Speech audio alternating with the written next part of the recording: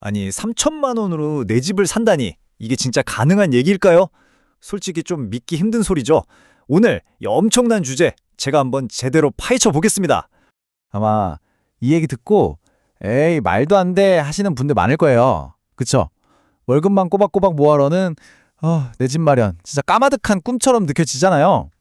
저도 그 마음 너무 잘 압니다. 근데 말이죠. 오늘 제 얘기 딱 끝까지 한번 들어보세요. 그 막막했던 꿈이 어떻게 현실적인 목표로 바뀔 수 있는지, 그 첫걸음을 뗄 수 있는 아주 구체적인 방법을 알려드릴 테니까요. 자, 그럼 한번 시작해 볼까요?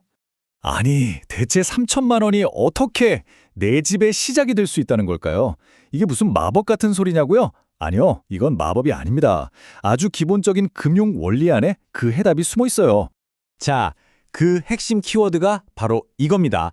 레버리지. 우리말로는 지렛대 효과라고 하죠. 아주 쉽게 말해서 남의 돈을 지렛대처럼 딱 이용해서 내 자산을 불리는 기술. 바로 그거예요. 여기서 진짜 재밌는 게 뭐냐면요. 우리가 쓸 수 있는 지렛대가 두 종류나 있다는 거예요. 첫 번째는 세입자한테 받는 전세보증금. 이거 이자 한 푼 안 내는 사실상 공짜 돈이잖아요. 그리고 두 번째가 바로 은행에서 빌리는 주택담보대출. 이건 저금리로 끌어올 수 있는 돈이고요. 바로 이 두 가지를 어떻게 잘 섞느냐. 이게 게임의 핵심입니다. 자, 그럼 이 원리를 가지고 실제로 뭘 어떻게 해야 할까요? 지금부터 아주 현실적인 실행 전략 세 가지를 딱딱 짚어드릴게요. 자, 방법은 이 세 가지로 요약됩니다. 첫째, 아직 막 오르지 않은 지방의 저가 아파트를 노리는 거예요. 둘째, 경매나 공매를 활용해서 시세보다 싸게 사는 거죠. 그리고 마지막, 이게 진짜 핵심인데 집값하고 전세가 차이가 거의 없는 매물을 찾는 겁니다. 이걸 바로 갭 투자라고 부르죠. 전세 레버리지를 최대로 끌어올리는 전략이에요. 이 표를 보시면 차이가 그냥 확 느껴지실 거예요. 서울에서 똑같은 갭 투자를 하려면 5억 원이 필요해요. 그런데 화성이나 천안 같은 수도권 외곽이나 지방으로 눈을 돌리면 단돈 3천만 원으로도 가능한 물건이 있다는 겁니다. 엄청난 차이죠? 근데 왜 하필 지방이냐? 이렇게 물으실 수 있어요. 아무데나 들어가는 거 절대 아닙니다. 그냥 싼 데가 아니고요. GTX 같은 새로운 교통망이 깔릴 예정이거나 아니면 대규모 반도체 공장 같은 개발 호재가 있는 곳, 또 근처에 산업단지가 있어서 직장인들 전월세 수요가 끊이지 않는 곳, 바로 이런 곳이 안정적인 투자처가 되는 겁니다. 자, 백문이 불여일견이죠? 말로만 들으면 감이 잘 안 오니까 실제 사례를 보면서 돈이 어떻게 움직이는지 한번 쭉 따라가 보겠습니다. 자, 여기 보세요. 경기도 화성시에 있는 한 아파트입니다. 이게 2억 9,800만 원에 팔렸어요. 그리고 진짜 놀라운 건 집을 사고 딱 일주일 만에 새로운 세입자랑 전세 계약을 맺었는데 그 보증금이 무려 2억 6,800만 원이 넘었어요. 자, 이제 계산 한번 해볼까요? 집값 2억 9,800에서 전세 보증금 2억 6,800을 빼면 얼마죠? 네, 맞습니다. 실제로 내 주머니에서 나간 돈은 약 3천만 원밖에 안 됐던 거예요. 와. 자, 그럼 2년 뒤에는 어떤 그림을 그려볼 수 있을까요? 크게 두 가지의 시나리오가 있어요. 하나는 그동안 집값이 올라서 시세 차익을 보는 거고요. 또 하나는 2년 뒤에 전세 재계약을 하면서 보증금을 좀 올려받는 거죠. 그러면 처음에 투자했던 내 돈 3천만 원을 고스란히 회수하고도 오히려 내 손에 현금이 더 생기는 상황이 올 수도 있습니다. 자, 그런데요. 이렇게 좋은 얘기만 들으면 안 되죠. 세상에 공짜 점심은 없습니다. 이 전략에는 장밋빛 미래만 있는 게 아니에요. 반드시 알고 넘어가야 할 아주 치명적인 리스크들이 있습니다. 이 부분은 정말 집중해서 들으셔야 해요. 어느 부동산 전문가가 이런 경고를 했어요. 전세가가 매매가의 80%를 넘어간다? 그럼 진짜 조심해야 한다. 왜냐하면 시장 상황이라는 게 언제든 바뀔 수 있잖아요.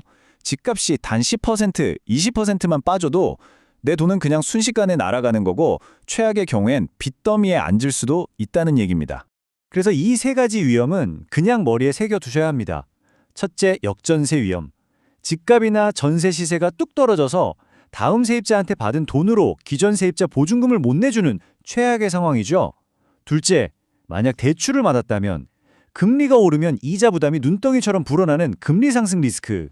그리고 마지막, 세입자를 제때 못 구해서 텅 빈 집에 이자랑 관리비를 오롯이 내가 다 감당해야 하는 공실 위험. 이 세 가지는 정말 철저하게 대비해야 합니다. 듣기만 해도 아찔하죠? 자, 그럼 이 무서운 위험들을 피하고 안전하게 첫 발을 내디디려면 대체 어떻게 해야 할까요? 여러분이 길을 잃지 않도록 마지막으로 제가 든든한 나침반을 하나 제시해 드릴게요. 좋은 동네에 좋은 입지를 고르는 기준 딱 세 가지만 기억하세요. 일자리, 교통, 그리고 수요. 주변에 삼성이나 현대 같은 대기업, 산업단지가 있어서 일자리가 꾸준한가? GTX처럼 앞으로 교통이 더 좋아질 호재가 있는가? 그리고 젊은 인구가 계속 유입되고 학군이 괜찮아서 전세 수요가 탄탄한가? 이걸 따져봐야 공실 걱정을 덜 수 있습니다. 그리고 이건 그냥 철칙으로 삼으세요. 절대로 손대면 안 되는 물건들입니다. 아까 말했던 전세가율 80% 넘어가는 아파트, 그리고 달랑 아파트 한 동만 있는 주변 편의시설이 부족한 나홀로 아파트. 마지막으로 싸다고 덥석 물었는데 알고 보니 법적으로 복잡하게 얽혀있는 경매 물건. 초보자라면 이런 것들은 일단 쳐다보지도 않는 게 상책입니다. 자, 그럼 가장 안전하게 시작하는 방법 정리해 드릴게요. 첫째, 꼭 내가 거기 살아야 한다는 생각을 버리고 거주와 투자를 분리해서 생각해 보세요. 둘째, 처음부터 너무 욕심내지 말고 정부 규제가 덜한 비규제 지역의 작은 평수, 소형 아파트부터 시작하는 게 좋습니다. 그리고 마지막으로 디딤돌 대출 같은 정부 지원 저금리 대출 상품이 있는지 꼭 알아보세요. 이자 부담을 확 줄일 수 있는 아주 좋은 방법입니다. 네, 오늘 제가 준비한 이야기는 여기까지입니다. 마지막으로 여러분께 이 질문 하나를 던지고 싶습니다. 지금 여러분의 소중한 3천만 원, 혹시 은행 통장에서 그냥 잠만 자고 있진 않나요? 아니면 여러분의 미래를 위해서 지금 당장 열심히 일할 준비를 하고 있습니까? 그 선택은 바로 여러분의 몫입니다.